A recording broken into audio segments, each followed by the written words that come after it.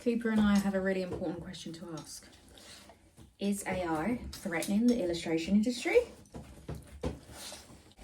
So today I want to ask, is AI threatening the illustration industry? In short, yes, I think it is. But I don't think it's all doom and gloom.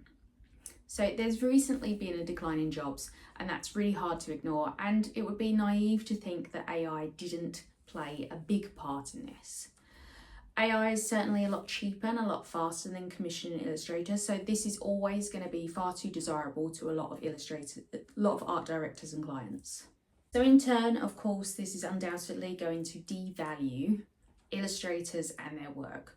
Not to mention the fact that AI itself is being trained on work that's been stolen from illustrators without their permission and without any monetary compensation for that. However, I do think we need to look at this and realise that when there are cuts to budgets, things like this are always going to happen. Art directors are always going to go and choose stock illustrations over commissioning, or even hire cheaper illustrators when they just don't have the budget to do so. And I don't think that in scenarios like this, we can change the fact that AI is going to monopolise this kind of work. However, I do think there are some things we as illustrators can do. So for one, we can use AI to our advantage. We've all got those folders on our phones or laptops of ourselves, our family members, our friends in weird positions doing weird things for reference. It would be fair for someone to think I had a hand fetish of how many pictures I've got of hands doing weird things at weird angles. This is where we can use AI. You can use AI to show you people in different scenarios doing different things, people with different body types, people with different skin colours. We can use AI to get an idea of what they would look like.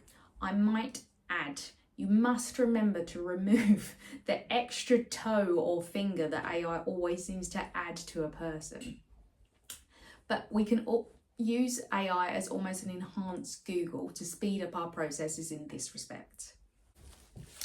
Now, I also think we need to think about that it isn't often that an art director is going to come to us and say, I need an exact image of this, in this exact colour palette, in this exact composition.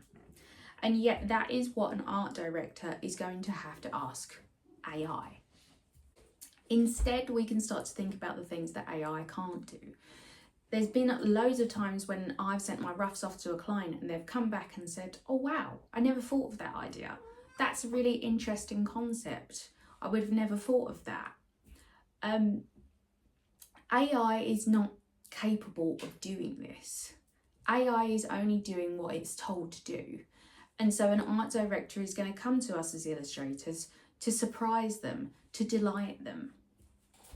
Our work's created from our own experiences, our happy accidents and our interpretations of the world around us. It's unexpected, it's surprising, and it's different. And with the way that AI is bombarding all of our screens at the moment, the clients who are commissioning illustrations are going to come for something that's unique, for something that's original, and they can't get that from AI. There's always been threats to the illustration industry. Technology has always pushed us to adapt. Digitalisation is one in the most recent years that made it a necessity for illustrators to translate their work well into a digital world.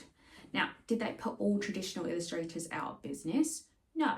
Did it force them to adapt to make sure that their work translated well onto a screen? Yes, it did. So yes, I do think that AI is threatening the illustration industry, but do we all need to give up and go and get other jobs? No, I don't think so. Now, hopefully this video has helped to alleviate your fears a little bit and inspired you to go and create something that AI can't.